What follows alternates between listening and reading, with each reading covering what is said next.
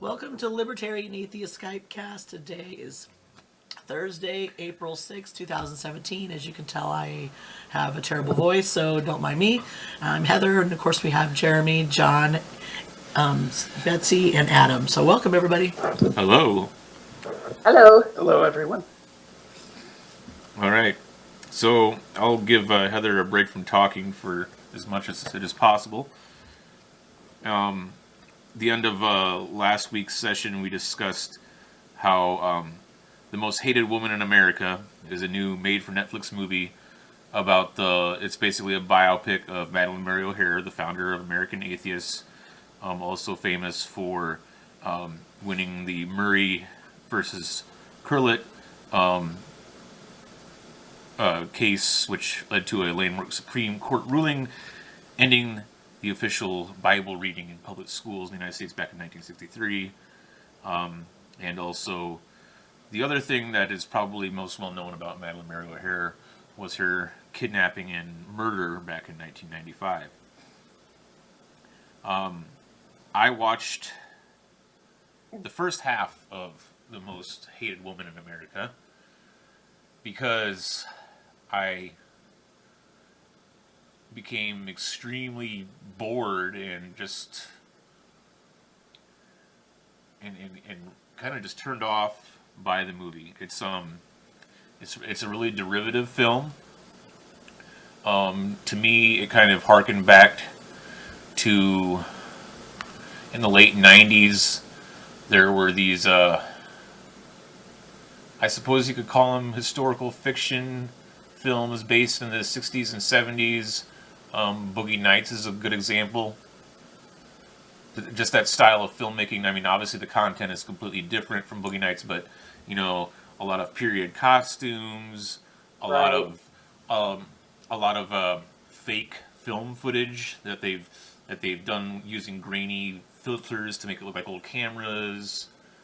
The acting in the movie is corny. A lot of embellishments to the actual history of this woman and American Atheists.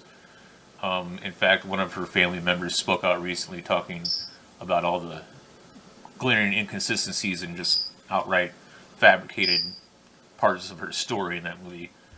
So, I'm looking at the Friendly Atheist website right now, and the title of this article says Netflix's film about Madalyn Murray O'Hair gets significant details wrong, and it goes through. It really didn't.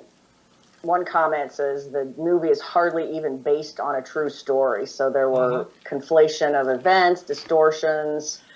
exactly. Just a lot of artistic license supposedly was taken, so it isn't really a good way to get a factual view of what she was like and how that all unfolded. Yeah, I mean, but you're gonna get that with regardless of your any kind of biography based on true like that. That's true. They're gonna. I mean, it's a question of do they get the spirit right versus do they get the facts right? Yeah, the pacing of the movie, I guess, is kind of. I mean, it's easy to follow, but it's kind of awkward at first because the opening scene in the movie is right when her and her son are kidnapped. Oh, okay. And then basically her life story is. It's almost a series of flashbacks, is how the rest of her life story is told, interspersed in between. Basically, it's supposed to be kind of like what's going on in real time, I guess, in the situation of her kidnapping and murder. So, if Siskel and Ebert were still around, I can probably count on them giving it a thumbs down. So, 2 thumbs down. So, I mean, that's all we need to really say about the Netflix film. But we can kind of go over the life and history of this woman who was pretty. I mean, she was very interesting. Really, really interesting. Yeah, I mean, kind of a tragic and shocking end to her life. Really. Oh, horrible! And her son and granddaughter. I mean, all of them were killed. Yeah. And dismembered. I mean, horrible. Over money. Yep. And it was money that they raised for the American Atheists Foundation. Is that what that was called? American Yes. Atheists. Mm-hmm. There was some allusions to some of that money kind of being stowed away in offshore accounts, kind of illegally. Especially, you suggested that in the movie. You know, but I mean, yeah, it was basically some people that she knew learned of her. It was one of her employees, and she outed him on something. He had a lot of criminal history. Like, he murdered someone, can't remember who it was, years before, and he was kind of a sociopath, that Waters guy. And she ended up publicly humiliating him on some of his history, and so I think it was almost revenge for that, accompanied by the greed. She of was just wanting to take her money. Certainly a very abrasive personality. And, and I mean, if, you know, atheism aside, probably easily made enemies with people. Sure. Huh. Who knew that crossing a killer and then hiding a secret about money could turn out badly for oneself? Yeah. Exactly. She had, like, no friends. I mean, even her youth and growing up, she was constantly making enemies everywhere, and she had to move around a lot, too. I mean, she just couldn't. She was a very dysfunctional person. She was the Lenny Bruce of atheism.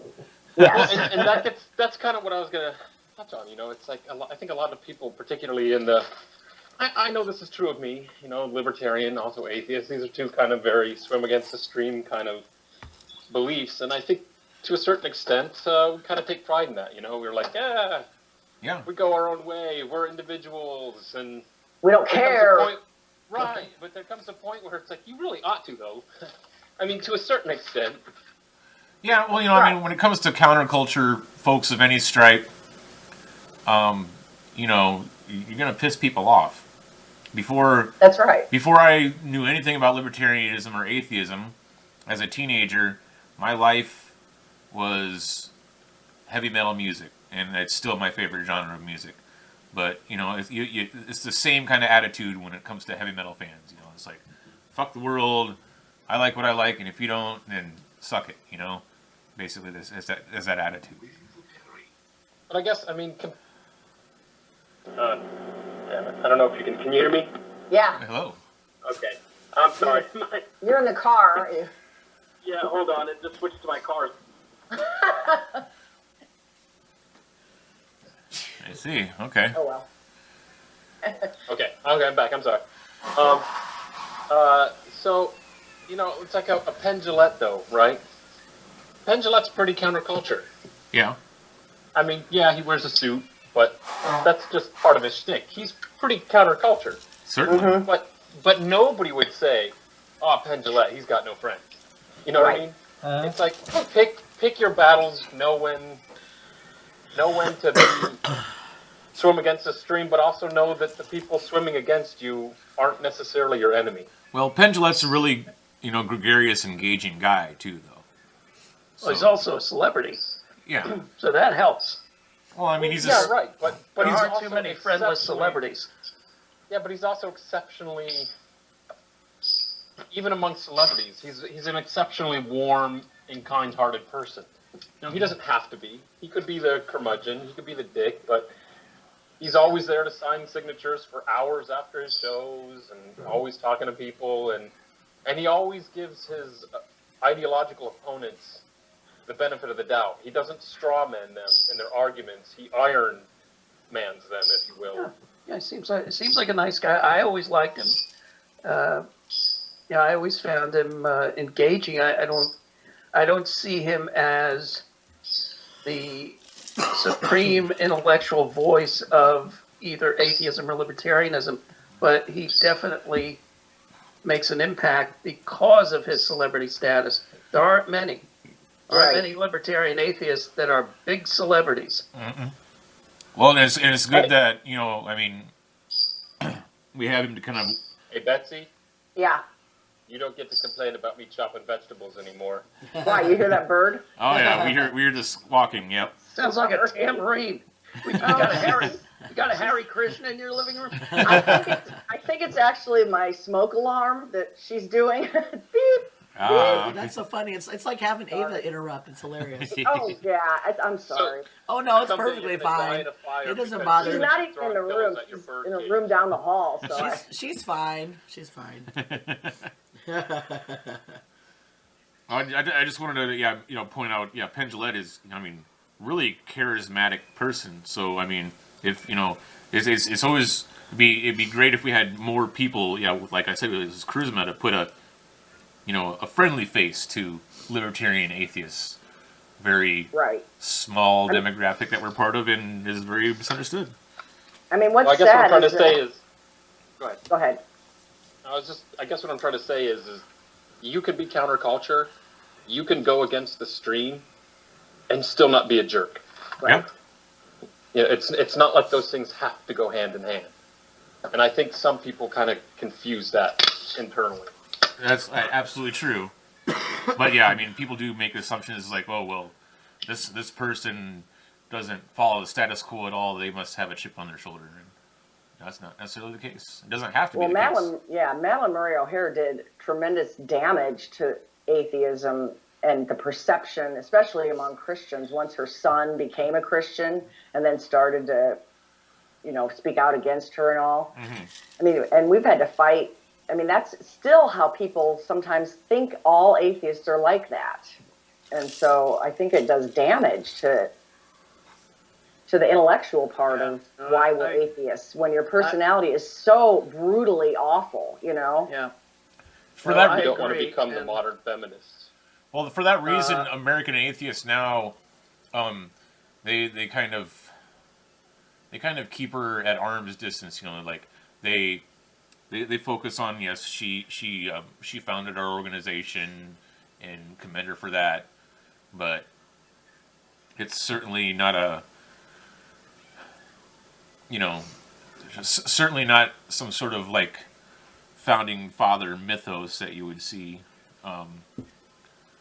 It's encouraging to see the religious start to shed their conventional thinking over the past couple of decades. But I am quite glad that atheist tactics for the type of persuasion that O'Hare used are over or ending.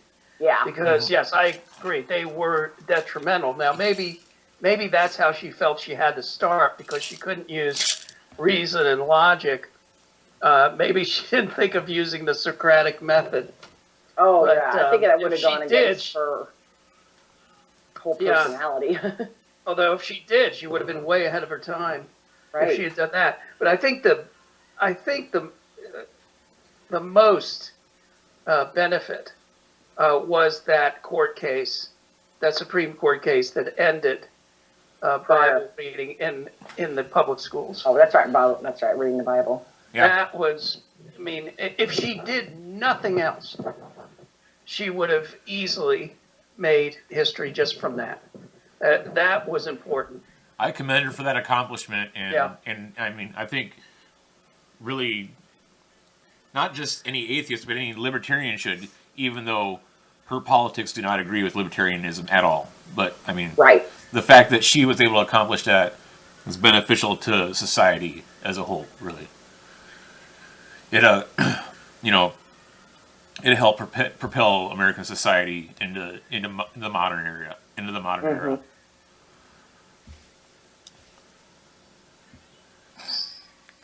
So I guess my question would be, Hold on a minute. it's the Thomas Sorry. Edison thing. It's the Thomas Edison thing where Thomas Edison invented the light bulb, Yeah, but not before 5 other guys did. right. You know what I mean? And So I Thomas guess what I'm Edison trying was to also say an is- asshole. What's that? Yeah, most of them working for Thomas Edison. Yeah. Yeah, what I mean, like by different people in different countries, it's just sometimes an idea is right. And I think most people today can understand that, Thomas Edison was a great businessman, not so much a great inventor. And I think most people realize now that Nikola Tesla was by far and away the genius of that age. But Nikola Tesla doesn't get remembered for inventing the light bulb. Nikola Tesla doesn't get remembered for pretty much anything except for a Tesla coil now. And I guess my thing is like, I think an idea is ripe at a certain time. And had she not been there, somebody else would have done it within years. Not decades, within a couple years, somebody else would have done the same thing. Yeah, probably so. Oh, I would expect so, certainly. Especially given in the latter '60s,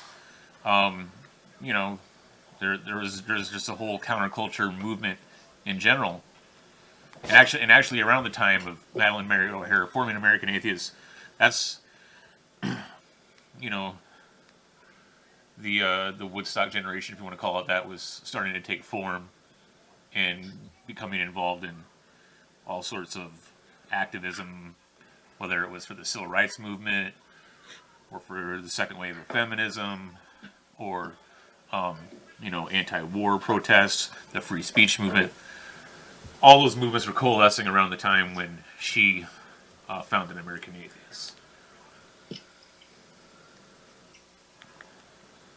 So yeah, I mean, it's true what you say, John. Is if it wasn't her, somebody else would have stepped in around the same time and done what she had done.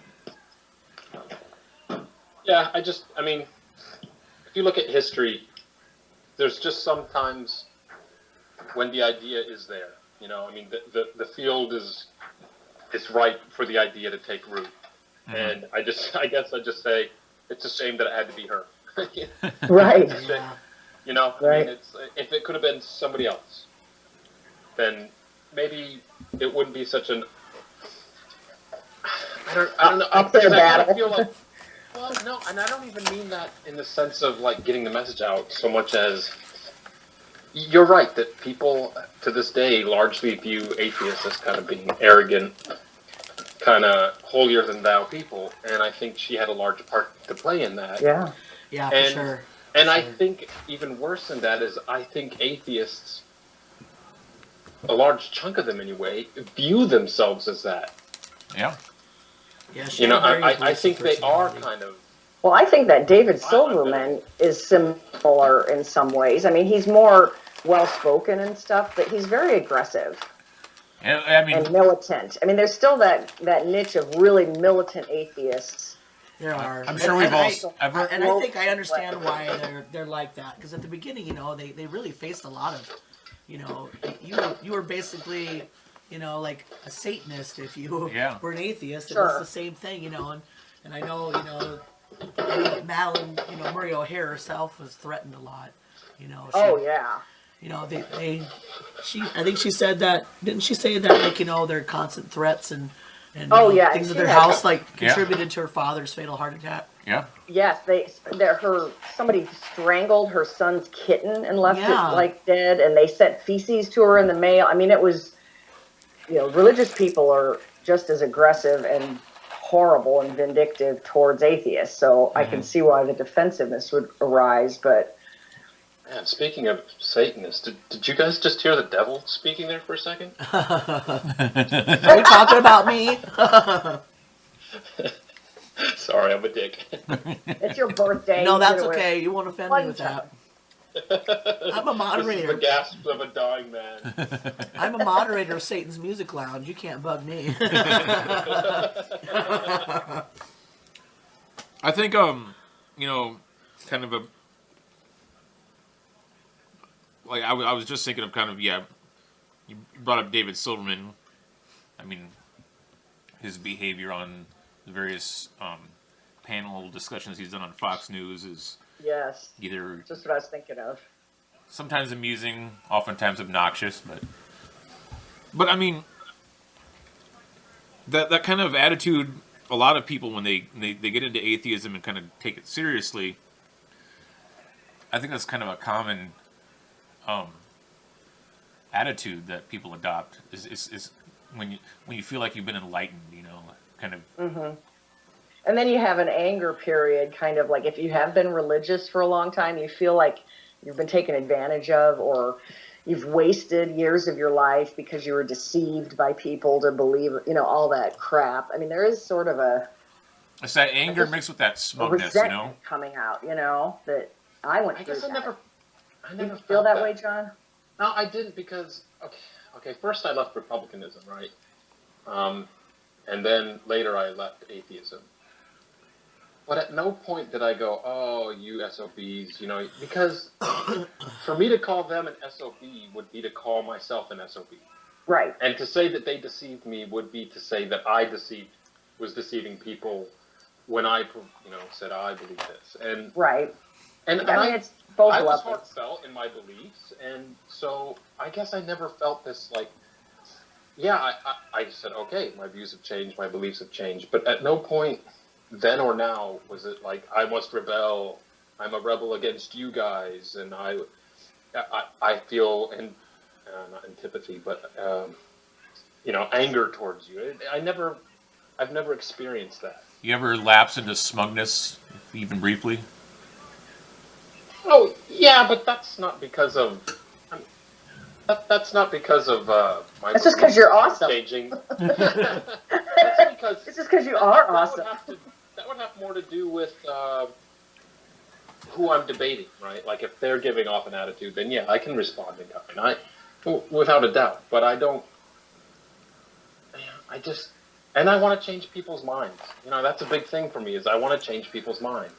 And you don't change people's minds when they think you're a stuck-up piece of, whatever. Yeah. I think I was much angrier as a theist than I was as an atheist. I got more angry with God. So I was angrier as a theist than I ever was. Once I dismissed the idea of an intervening deity, I never got mad at that deity anymore. Mm-hmm. That was the end. I think I was angry just because of that I was in a really cult-like church and was taken advantage of and used, like in work situations, because I worked for Christian people, and so it was more just that. But I allowed it. I mean, I embraced it, but I felt like it was more of an abusive Christian experience, and they used scriptures to maintain the authority over me. So yeah. I think I was angry at that situation more than maybe at the religious beliefs. Yeah, I don't think I was ever angry with religion or angry when I don't know, I just never really felt like I believed. I thought it was all very silly. Right. Although I kind of liked some of the, how we'd always sing like the same kind of, what do they call that? The Apostles' Creed or whatever. I kind of like, you know what I mean? Just that ritual. Mm-hmm. That was kind of, but purely for ceremonial sake, I think, more than anything else. So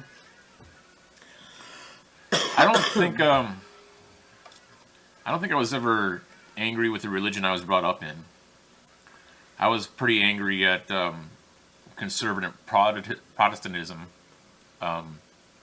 which was a real big deal as I was growing up. But being raised a Catholic, I mean, the only thing the Catholics did that pissed me off back then was being anti-abortion. I mean, then of course I learned about all the child molestation, and that was pretty disgusting. But up until that point, the only beef I had with Catholics was just like, well, maybe you should let women that get raped not have to carry that baby to term. I mean, that'd be nice, but hey. Now, I mean, on the surface, I mean, the Catholic Church has always been fairly good at PR, really, compared to other denominations of Christianity, I think. Even though, I mean, once you get to learn about what the Catholic Church has done, they're just a hideously evil institution. Right. But they keep a fairly good image. They've kept a fairly good image throughout most of history. But I guess one of the things is okay. First of all, is everybody here former theist? I am, yeah. Yeah. I think so. I mean, nobody was raised as an atheist. No. No.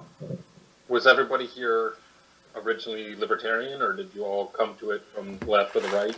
I came from the left. I was a came from leftist the myself. I came from the right when I was 19. Yeah. Okay, so I had really something that you're just going to have to trust me. It was like this grand epiphany that I was forming, and then, as grand epiphanies do, it left my mind. You mean just I'm now? sorry. Yeah, I had something to say, and it's gone.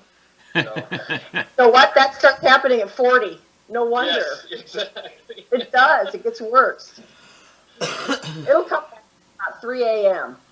Yeah, exactly. So just Skype us then. Well, I mean, if you look at the Catholic Church, yeah, a lot of bad has come through. I mean, an unmitigated amount of bad has come from it. But at the same time, and I was never a Catholic, so I'm not here to defend Catholics. But it wasn't all bad. No. You know what I mean? Uh-uh. I mean, there was good done. Yeah. It might not have been. It might not have been. How do I say? It might have been accidental good, but my experience is that the vast majority of believers are no different than the vast majority of anybody else. That they're well-intentioned, good people. It's not saying that it takes religion to make good people do bad things. But believers are just like everybody else. I think they generally want to do good for people, or at least not be a hindrance or a jerk to people. There are exceptions to everything, of course. But Yeah. So I don't view, you look at the West and you look at the Middle East now, and we have a Western intellectual tradition. And like it or not, the Catholic Church played a part in that. They did. You know what I mean? I mean, there's Martin Luther, who was not by any stretch of the imagination the wonderful man that people portray him as, but there is an intellectual tradition that was born out of even the bad of our history. So I can't bring myself to look at the Catholic Church and go, oh, it's an evil institution. Well, it's an institution made up of people, and people are messed up. And the problem is that they institutionalize, don't ask questions. Good and evil are subjective. I mean, Well, yeah, I guess but beyond that, I'm just saying that what makes them a net negative in my book, historically speaking, is that if you ask questions, you're a tool of Satan. yep. If you question things, you're a tool of Satan. And that held us back, absolutely. But again, I can't go, oh, they're an evil organization. Who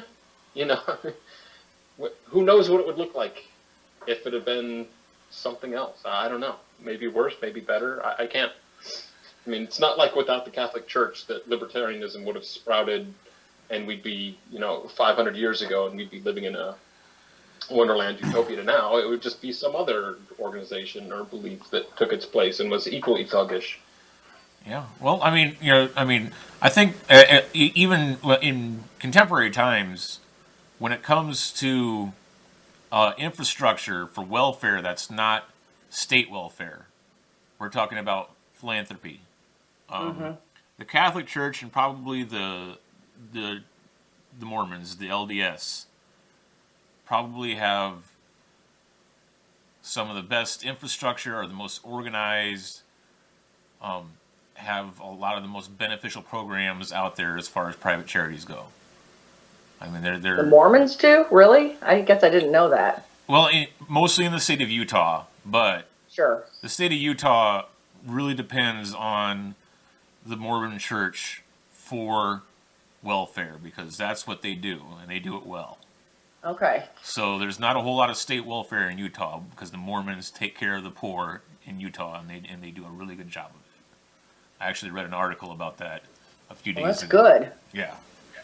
I mean, I did my social work graduate internship at a Catholic Charities in Jacksonville, Florida, and they had a food pantry.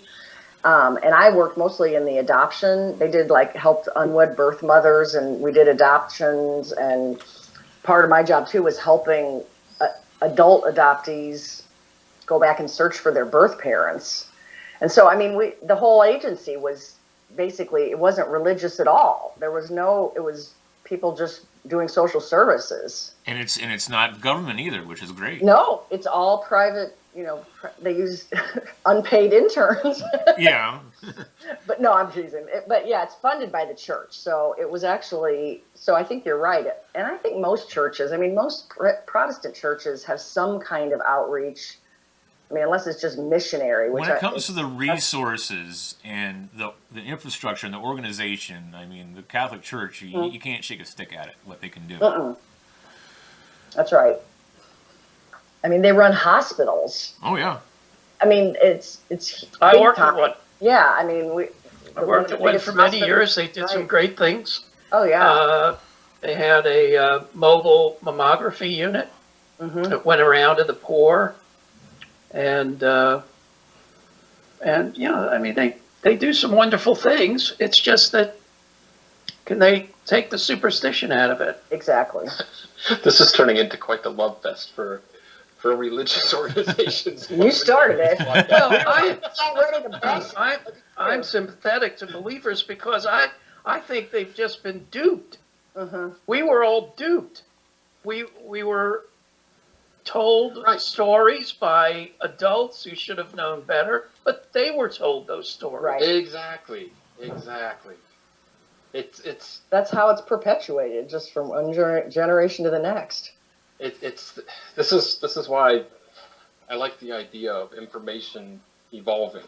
Thinking of information, like Dawkins and his meme, but thinking of information as this genetic creature. Well, it survived. What was the information's environment?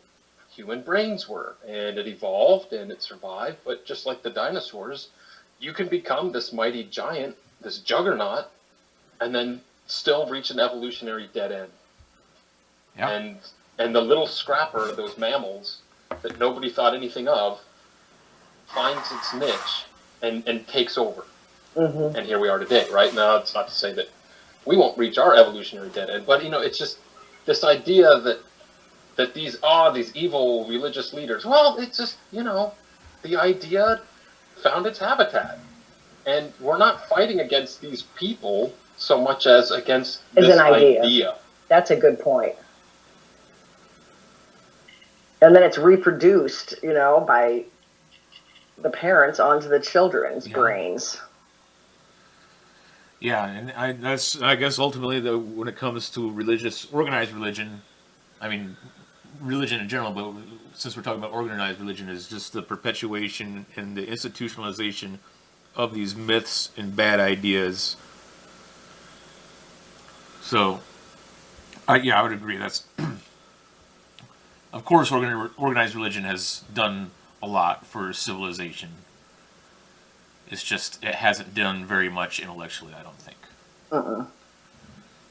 And that's and this is what makes religion unique, right? Because even government says, do what we say, or eventually a gun's going to come out. Yes. Right? And that's where the church actually played in the past this great counterbalance to the state, because you could find somebody that would say, I care not for the gun, do your worst, I answer to a higher authority, right? Yeah. And that was this counterbalance to the state. And we've talked many times on the group about why so many people on the left just are statists and worship the state now. And I think it's because there's no counterbalance anymore. Right? Before, the state couldn't do whatever it wanted because there was the church, and the church provided this counterbalance. Now the church is dropping. And the people don't have that counterbalance anymore to kind of push back. And, it served this vital function that doesn't exist anymore. But what made it so effective in that regard, the reason it could do that is precisely because it went, yeah, we may kill you, but if you don't do what the church says, you're going to go to hell for eternity. Right? And it was like, well, I might die horribly, but if I don't do what the church says, assuming, of course, it's not the Spanish Inquisition and you're going to die at their hands and still go to hell. Right, exactly. They're not without their own brand of despotism. Oh, absolutely. And so I'm just trying to say, like the king could say, do this, and the church could say, no, no, no, no, no. And it's like, well, 70 years or 40 years or whatever life expectancy is versus eternity. I'm going to go with eternity. But its greatest power is also its greatest power for abuse. It doesn't say, do what I say or I'm going to put a gun to your head. Not now. It just says, do what we tell you, don't ask questions, or you're going to burn in hell. Mm-hmm. Humans are kind of predisposed to be admonished against committing wrongs in that way. I think through evolution and natural selection. I think because I even see a sort of dogmatism among anarchists, like anarcho-capitalists, and how property rights are almost deified to a ridiculous level. Mm-hmm. Where to the point where people start joking about, well, you raked your leaves and some landed on my yard, so I'm going to nuke your house. But really, property rights debates in like ANCAP circles devolved to that level of absurdity, and it's probably because of that. It's people have to believe that you need to avoid doing certain things or thinking certain things because there's dire consequences. Mm-hmm. I'm the sole ANCAP in this conversation, I think.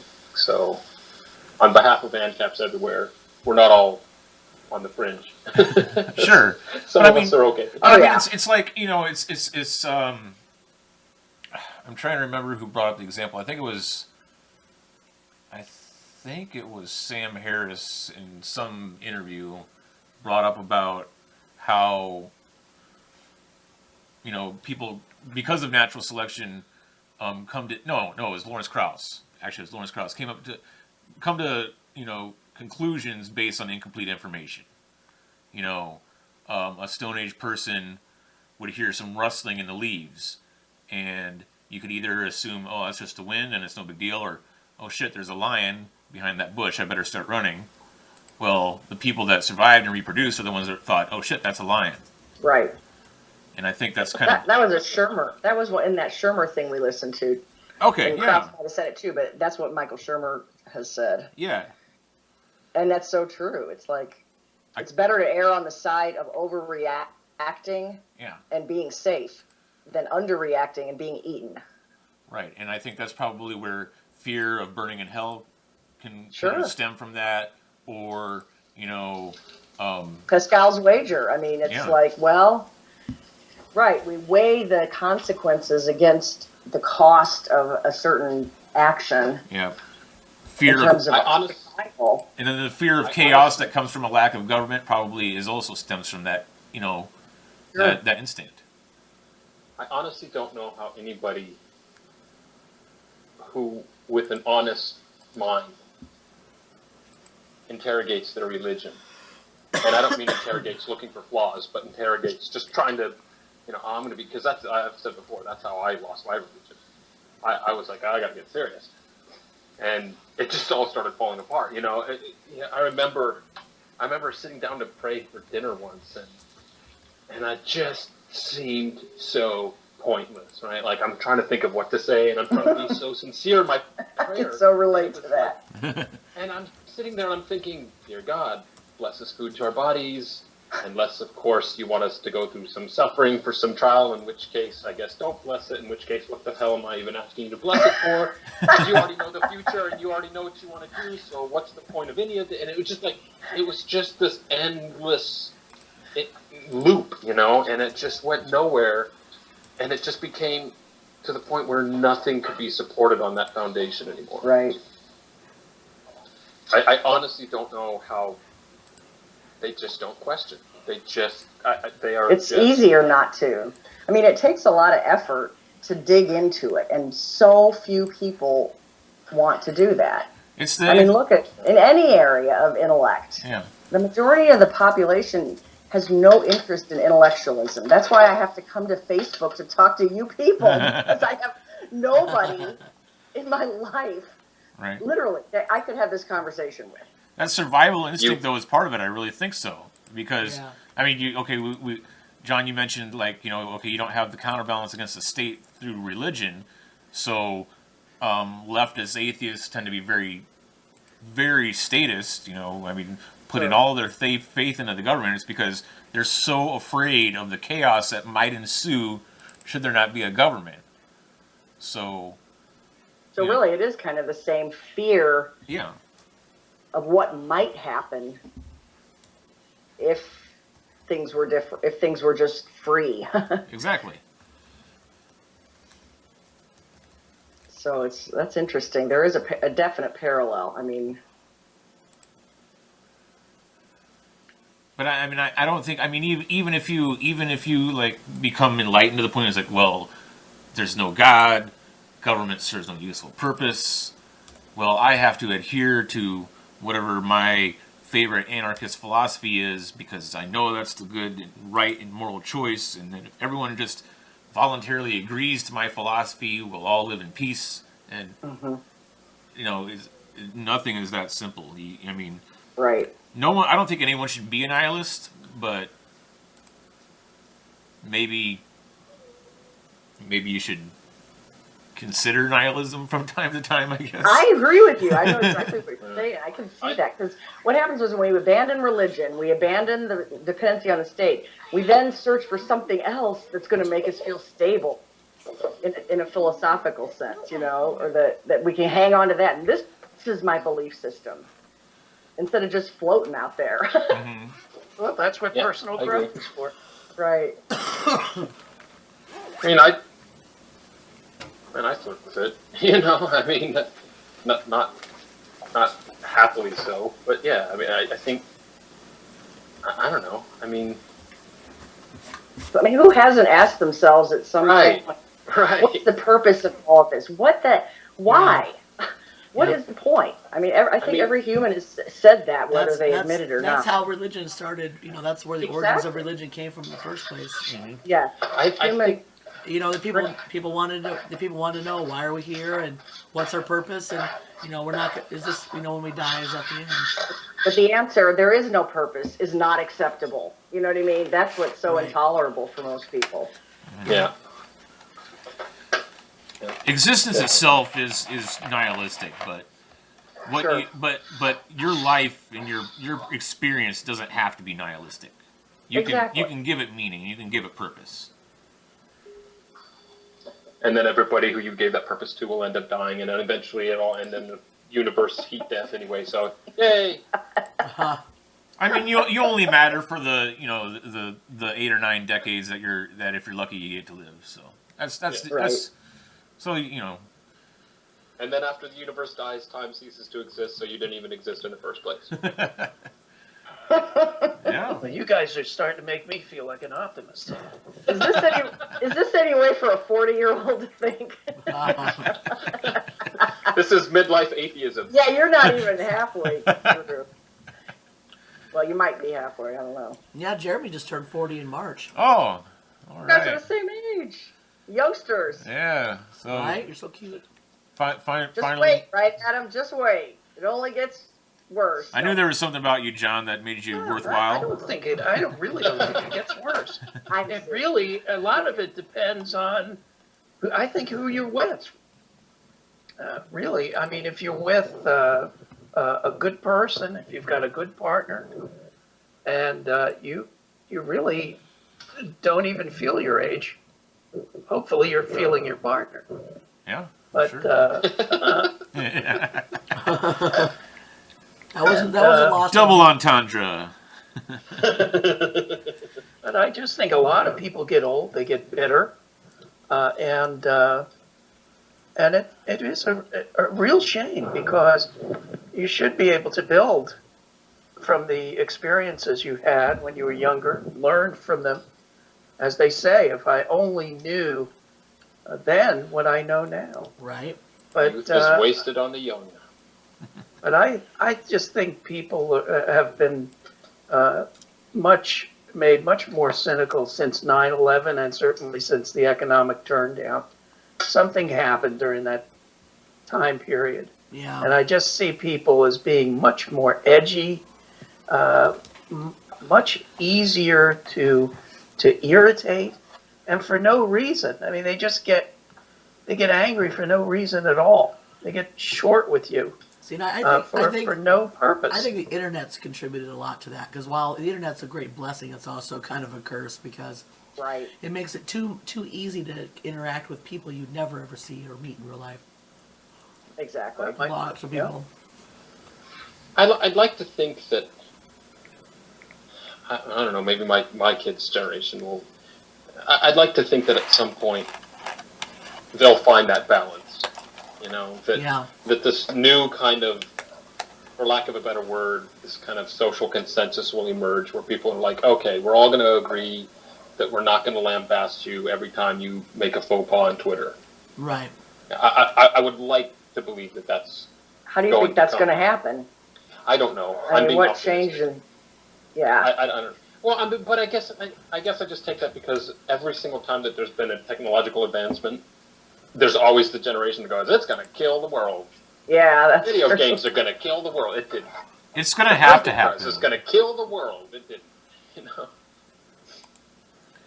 There's always people that say that, and now we look back at all those things and think it's, and we couldn't imagine life without it.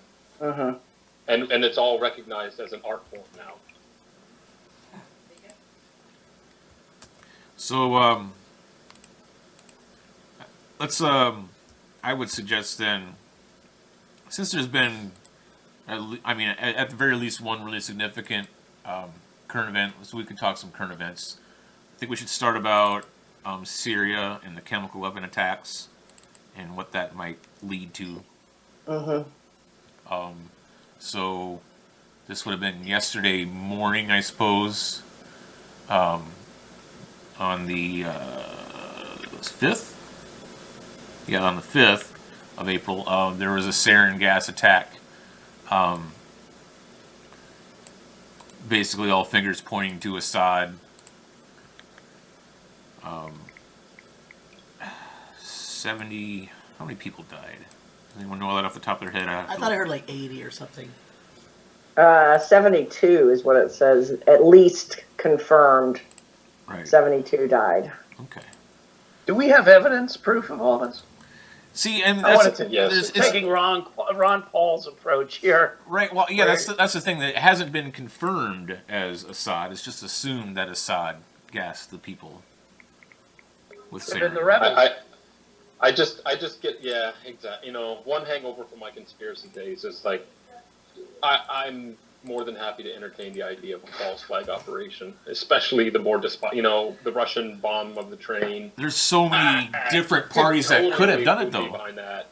I mean, there's conclusive evidence that chemical weapons were used. Are you questioning who did it? There's so many Right. there's Who so many did it? suspects. A lot Who of did suspects. it, and the death toll. Yeah. Okay. I think there's a lot of suspects. I mean, okay, if not Assad, which is possible, it could have been the Russians. It could have been the United States military. It could have been the Turkish. It could have been. I mean, if you want to, if you want to really get creative, it could be Israel. It could be Iran. It could, Could be any of those, Yeah. or any terrorist group could have. It could come be in and ISIS. done Yeah, that. exactly. Right. Hey, Bono. Exactly. I mean, Here's what Ron Paul said. Okay. He said, "Why would why would Assad do this now when he's close to the peace table? What would be the motive for him to just essentially throw over the game board at this point? mhm. He would have the world against him in a minute. That's it. Okay. He's done. And anybody who had any kind of sympathy for the guy, he's done now. If he did it. Okay, so who does stand to benefit the most? Well, I think we can because rule if out they can Russia. pin it, if they can pin it on, you mean if they can pin it on, Well, I mean, Assad. and maybe he did do it, but let's operate under the assumption for the moment that he didn't. It's not Russia. Yeah, Russia's been backing Assad. Assad is their guy. Hmm. Well, I guess you could say if America needed a reason to go in, this would be it. Yeah. But it's What, still Trump thing or a military thing? and that's why I brought up Israel. Maybe America doesn't want to, but you know who would want America to? I would think Israel would be probably a good suspect for wanting to draw us into the conflict for, even more. That's true. And it's not like they're any slouches when it comes to the intelligence and The same whatnot community. the same could be said for Turkey too. I mean, if they want to draw Yeah, America, but they're a lot more incompetent, though. And how would they get their hands on it in the first place? yeah. Well, I mean, I mean, who has the means and who has the motive? I Yeah. think Turkey has the motive, but I don't know if they have the means. It's true. They're no Ottoman Empire anymore. So maybe about 150 years ago they would have, but.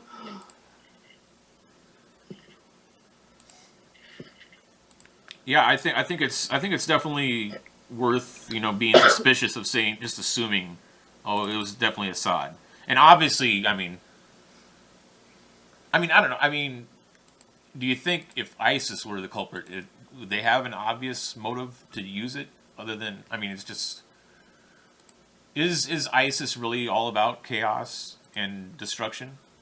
I mean, what strategic advantage would they have to using sarin gas? Yeah, I can't see them. I'd like to think that they're nowhere near out of the fight, but I think they very much have to keep their heads down these days. And I don't think that they're in the boat where they would like to invite Trump and his war machine to another surge on them. Mm-hmm. No, I think just assuming, which is basically what the status quo is now, conventional wisdom in the media is saying, just assuming that Assad did it is definitely short-sighted and being presumptuous. So, I'm not saying that he didn't. It's very possible for whatever reason he did, but Yeah, it just ticks me off that they just come to their conclusions so quickly. yeah, And so easily and so breathlessly. it reeks of propaganda. It really does. Well, yeah, that was one of the things that first piqued my interest after 9/11. It was like within half an hour of the second plane. Oh, shoot, not even that. Within 15 minutes of the second plane, it was automatic. Osama bin Laden. Yeah. It was like, whoa, what? I worked in Intel at the time. It was like, how do you know this? I mean, and if you did know this, why didn't you prep for this? Mm-hmm. I mean, Has Assad commented at all? I haven't. Yes, I mean, yes, he has categorically denied that it was their government. Okay. He has categorically denied that his government or his forces had anything to do with it. But I mean, as you Again, whether you believe it is another thing. Mhm. Right. I'm inclined to agree with you and Paul, though. I mean, what does he stand to? I mean, it's like you're winning the relay, and you throw a stick into the legs of the guy who's a distant second. Mhm. Why? Yeah, it makes no sense. Okay, so yeah, it's suspicious to point the finger at Assad. Elsewhere in the news, Steve Bannon's been booted from the National Security Council. But it is not really. Is it Steve? Did I get his name wrong? It's Bannon. What's his first name? Steve. It I is think it's Steve. Okay. Yeah, you're right. Okay. He claims he wasn't booted. He claims that he just was. His only purpose there was to reform it and un-Obama-ize it. Okay. And having achieved that objective, he's no longer needed. Other people claim that he was just there to keep an eye on Flynn. Since Flynn is no longer there, he's not needed. But again, all their stories, Right. and these are both coming from within the administration. So none of their stories ever match each other. It's Yeah. so unbelievable. They can never be on the same page.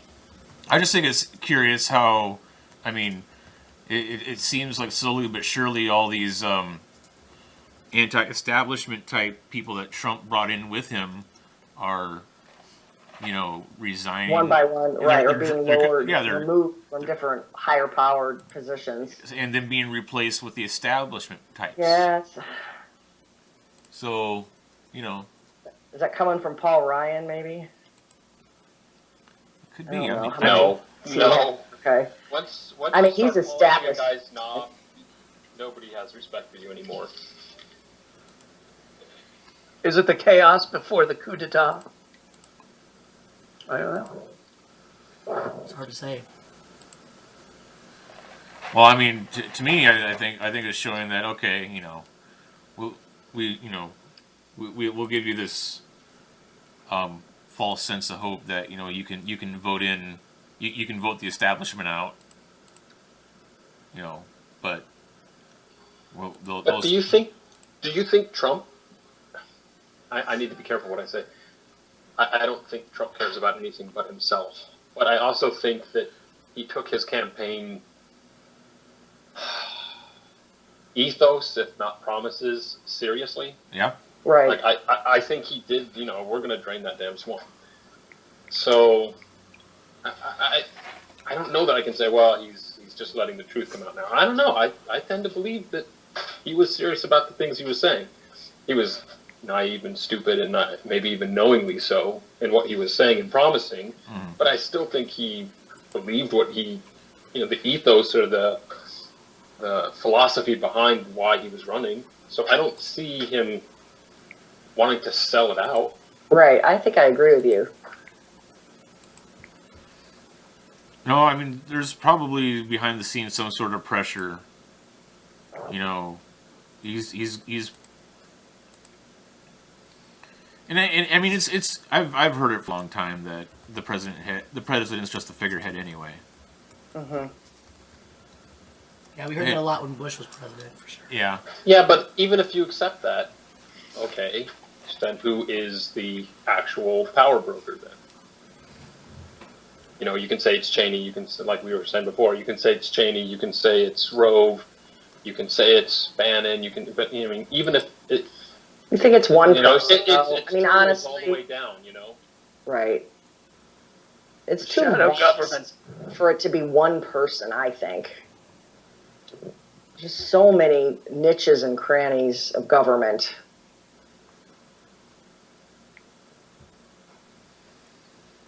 Oh, and then that would kind of go in line with the idea that the organization is an organization unto itself. Just like we've got multiple cells that are each kind of a standalone complex in their own right that form us. Uh-huh. Government has its own will and its own desire. And it's expressed through, it has the system wins. Right. I'm sorry about my Korean kids in the background. My wife will come and get them in a moment. That's just your pet. She'll crawl in on her hands and knees and grab one from the room. Exactly. That was so awesome. That was such a great video. Just make sure. And the guy's trying to just continue talking.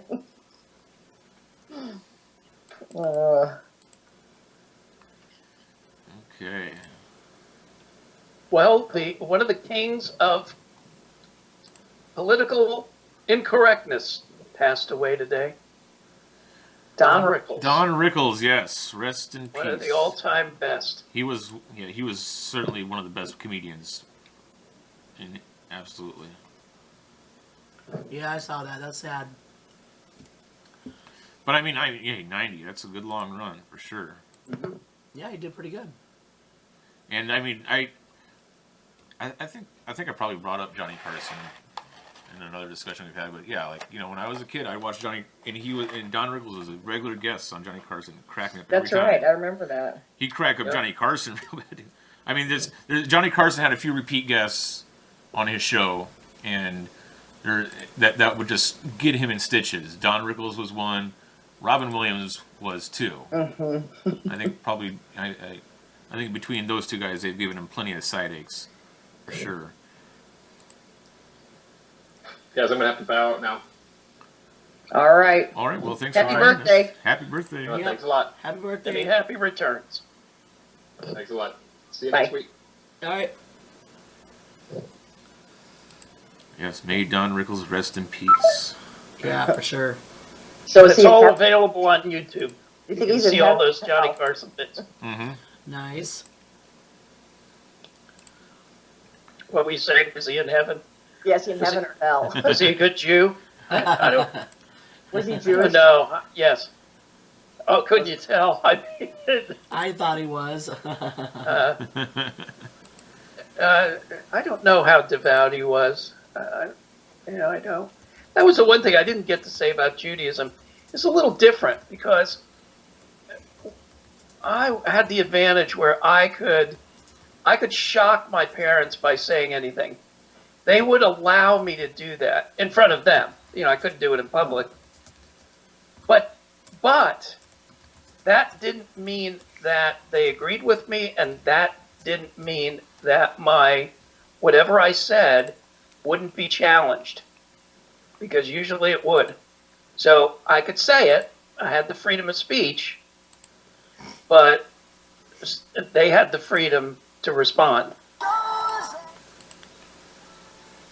Boy, that sounded like my mother What was from beyond the grave. No, no. I see. I was looking through current event things to discuss, and I don't know. I'm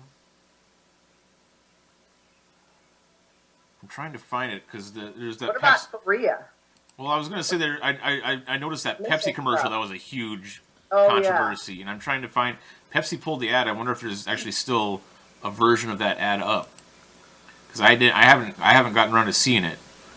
You have? I Um, saw it on. I can't remember. It was on Fox Business. Oh, it was on. I was watching Kennedy, and she showed it Yeah.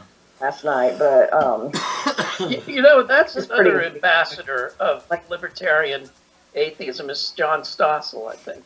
I love him. He's very I good. wish he hadn't. He kind of retired from his Yes. show. It was over. Yeah. But blame him. But Okay. he's on. He's on Kennedy pretty regularly. So is Ron Oh, that's Paul. good.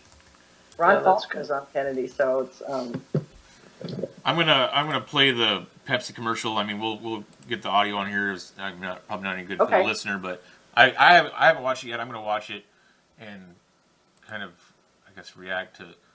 I want to see how people got exploiting Black Lives Matter from this commercial. So we're gonna watch here. Why the fuck am I playing the show? Oh, what? Okay, so somebody overdubbed stuff over that. All right, fine. So I'll just watch it not on the mute. real- I'm watching. Okay, I'll watch it on mute. So it starts off. Someone cracks open a Pepsi. There's protesters in the street. There's a guy aggressively playing a cello. There's a model. Okay, there's protesters. This model. I think this model is Kendall That's Jenner. what's her name? Jenner. Yes, Caitlyn Jenner. Kendall Jenner. These I see like maybe like one guy, like one black guy in the protester crowd. So I don't see how it's Black Lives Matter. But okay. Oh, there's the black guy. All right. Okay. Some Asian dude smiles at her and tells her to join. She comes out and she's walking with him with her Pepsi. She walks up to a cop, hands him a Pepsi. He drinks Pepsi, and everybody's dancing and smiling, having a good time with their Pepsi. And there you go. yes. So because they were protesters, I guess that means Black Lives Matter. And how dare Pepsi appropriate protest culture for commercial gain? Fucking capitalists. Jesus. So that's, I mean, yeah. And thinking that they could just like pacify the police by giving them a Pepsi when the police were going to eventually kill them all. That or was, I something mean, like that. and the commercial is ridiculous. Like that was a protest that looked more like I know that was Kennedy's argument. Like, that wasn't a protest. That was a block they were party. Just standing around, right? It was Right. it was a block party. Everybody's dancing and singing and having a Yes. good time. The cops were there just for security, I guess, in case somebody put a little too much Jack Daniels in their Pepsi. I don't know. Who knows? So, but I mean, yeah, a good example of manufactured outrage. I was just, I mean, Perfect. That's a perfect word for it. yeah, Oh my. And it wasn't Caitlyn Jenner. yeah. It was Kendall. No, Kendall. Caitlyn is. Yeah. Yeah, I called. I just don't understand where the That would have been good if they'd had Caitlyn Jenner doing that. That would have really provoked Yeah, some. that would have been interesting. who decided Yeah. that Black Lives Matter had anything to do with that. Yeah. If you've seen the commercial, like I just don't watched see, it. I don't see it. I'm watching it now. I haven't heard of it until you mentioned it. I'm watching it now. I don't see. It appears to be a Muslim in it. Yeah. Yeah, and there's that. I mean, it appears to be. I'm not sure, but because she's got a nose ring, and I don't think Right. Muslim women are allowed to wear That's nose an rings. Indian Hindu. woman, isn't it? Yes. Or Oh, maybe it is, but she's It's a got Hindu a. something. She's awful happy too, isn't it? So But manufactured outrage, that's exactly the word for it. yeah. This isn't the first time this has happened. If you look back at Coke and Pepsi through the '60s generation, Yeah. you saw them doing the same thing. I like to. How did that song go? Yeah, that's right. I like to. No, I mean, they were capitalizing on everybody singing "Kumbaya." You know, Yep, that's getting nothing along and new all. here. No. But the fact that they pulled it shows the power of the manufactured outrage. I mean, that's a little scary Well, too. if they thought that it would increase sales, they wouldn't have pulled it, Right, you're right. because advertising is always used to solve a problem. Yeah. And but as I like to say, an advertiser can spend millions of dollars to try to influence you to buy their product, and you don't have to spend a penny to say no. Right. So the consumer has all of the power, not the manufacturer. You're right. Did you find the commercial? No, I didn't. Oh Oh, you do. no, Heather caused some noise to the speakers there for a second. There's That was me. live louder is the tagline. Live for now. It's not going Because to make me drink Pepsi again. So Right. Yeah, I mean, yeah, I kind of maybe in the mood to drink another cola. I already had one, but I'm a diehard Dr. Pepper person. I love some Dr. Pepper. I you love know, Dr. But I Pepper. mean, when it comes to cola, my favorite's got to be probably Coca-Cola Coke. I like that. Is it? Mm-hmm. I'm not I a don't big like fan. the taste of Pepsi very well either. I'll take a Coke any day over Pepsi. Heather's a Pepsi fan. Yeah, it's funny. I used to prefer Coke, and then I don't know. I eventually kind of grew into a Pepsi fan. Yeah. I don't know. RC Cola has always been my favorite, though. RC Cola is yeah. kind of underrated. I think it's a good soda. yeah, I remember RC. Yeah, Sure. good old RC Cola. I was more of a root beer kid. That was my drink, root beer. Yeah. Oh yeah, see, we That's had still the good. Heather and I had the Oh, advantage of too being. good, too good. We had the Heather and I, of course, had the advantage of being close to, growing up close to Sioux City, where the world famous Sioux City sarsaparilla and root beer and cream soda was Oh. made. Yep, that's On true. that, I remember drinking the ice cold glass bottles of that stuff when I was a kid. It was delicious. I don't even think I knew that was where that came from. Yep, it's called Sioux City sarsaparilla for a reason. Yep, Huh. bottled right there. Yeah, One that of was the- good. Pennsylvania, they had birch beer. That was big. Yeah.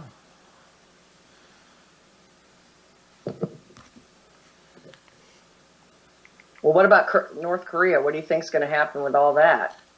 Okay, so let's go over what happened in North Korea. They're always saber rattling. So what's the Sure. you want to kind of Is there anything different? want to summarize the latest developments in North Korea, Betsy? I don't actually know what they are. I know that they're shooting off more missiles and they're upsetting people, Right, but and I haven't really. yeah, and then I mean it's kind of a big Details. topic of discussion now that Trump is meeting with the Chinese head of state. Guy. Yeah, Yeah. He um, wants China to deal with them and not have to, I guess. China always kind of they don't want to go down. They don't want to come down harder on North Korea. They kind of because they feel. I think China feels that they'd be capitulating to the United States, which is something that they're always loath to do. Mm-hmm. By coming And the trade situation, they their interaction with the U.S. is so vital. So it's really a difficult triangle. Well, here's Trump, the master negotiator. Right. And they say if anyone will listen, if North Korea will listen to anyone, it will be China above any other nation in the world. And here's Trump, the great negotiator. How many months has he put down China? Right. As he said Yeah. derogatory things about China. Now he needs China to do him a favor. Yeah. It's very that's not touchy. the way you negotiate. Like Michael Corleone said, keep your friends close, but your enemies even closer. Yeah. And I mean, basically, what happened is North Korea is doing more missile tests. I mean, and that's why it just kind of went one ear in one ear and out the other for me. Is because isn't North Korea doing that constantly? Aren't they always testing weapons, shooting off missiles, threatening to bomb the United States, threatening to bomb Japan? It's just par for the course. It's a daily thing for North Korea. So, I mean, What's different this time? I don't know either. Or are they increasing the frequency of it? I mean, I don't know. Maybe they're just making a lot of noise. But Yeah. imagine if Trump treated China like he treats Russia. I mean, they do him a favor in a heartbeat. yeah. So, But he wants to get this trade deficit thing dealt with. That seemed to be his first priority as president, to start and to get into office. He talked constantly about that.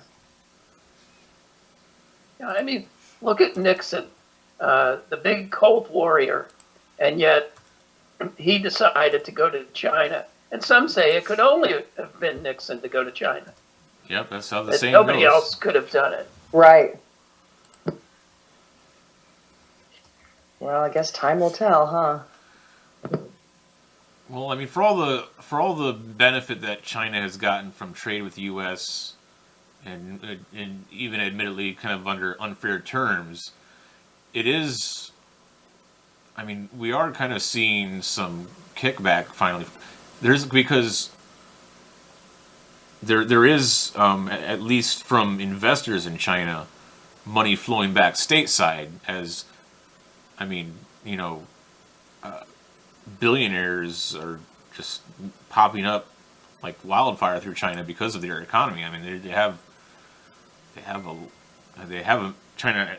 Obviously has a middle class now, but they also have A growing upper class. Yeah. Right. So John, And they're coming back and buying real estate in the U.S. John just sent me a message on Facebook and said that the U.S. has begun airstrikes in Syria. Really? Oh, wow. Yep, they just started airstrikes in Syria, just in case we're still talking. Here So we go, folks. Yep, here we go. Fuck. Wow. So much for Trump being the non-interventionist candidate. Oh Jesus! Wow. I gotta look that up now online. Now let's see. I see a story from Reuters. I just refreshed my news feed from an hour ago. Trump says something should happen with Assad. U.S. military studies options. So basically, at least an hour ago, he was kind of making somewhat of an announcement. It's on Twitter. Like it says, breaking on MSNBC, U.S. military has launched an airstrike against Syrian airfields. Yep. U.S. launches airstrikes on Syria airfield. Cruise missiles at an airfield. So Yep. Well, Trump did kind of want to have a war. I mean, he was definitely a saber rattler.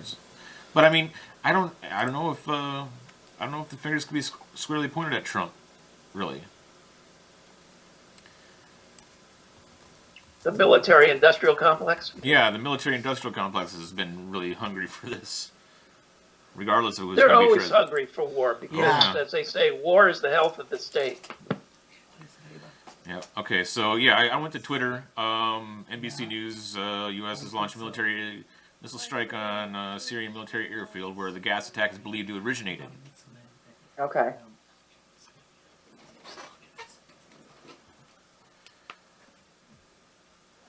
So I guess anybody want to venture for a prediction as to how much this will escalate at this point?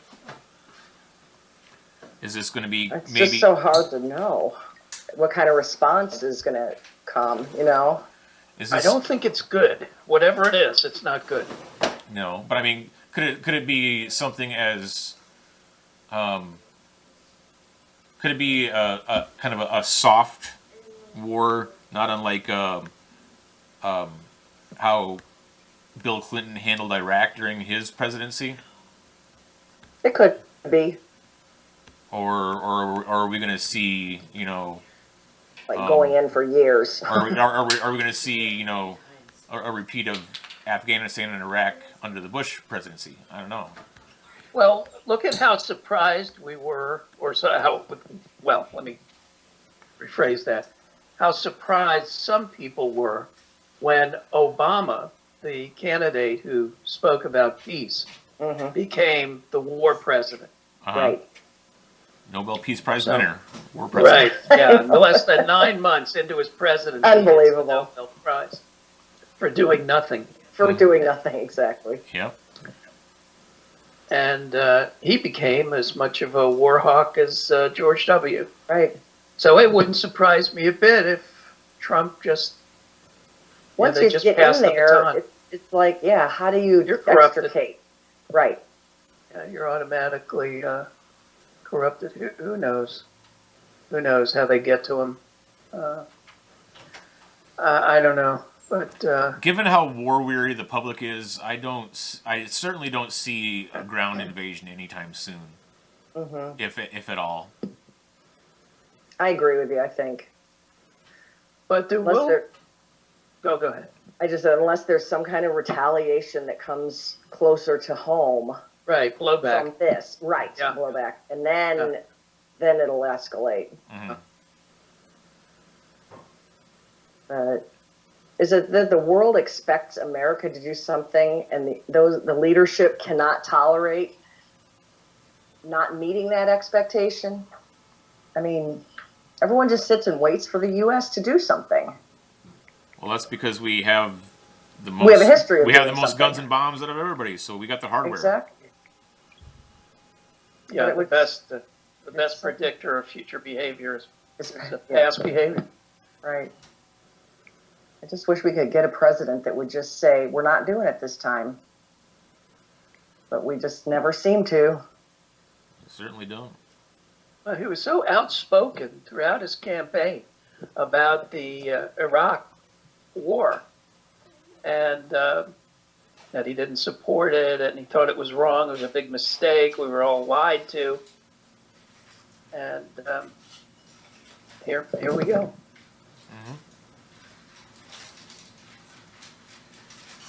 Well, on that happy note, we've hit our 90 minutes. So That's right. I want to thank everyone for joining in the discussion. We'll Thank hope you. that Heather's voice is back Yep. to normal after your. Oh, so we're off next week because you guys are going to be gone. Right. All right. So it'll be 2 I'll let weeks. Heather take over the controls and end the recording. Sorry, I had to go take care of Ava quick. But yeah, so we won't be meeting next Thursday then, and because we'll be on vacation, but we'll meet the Wednesday after. So we'll see you guys then.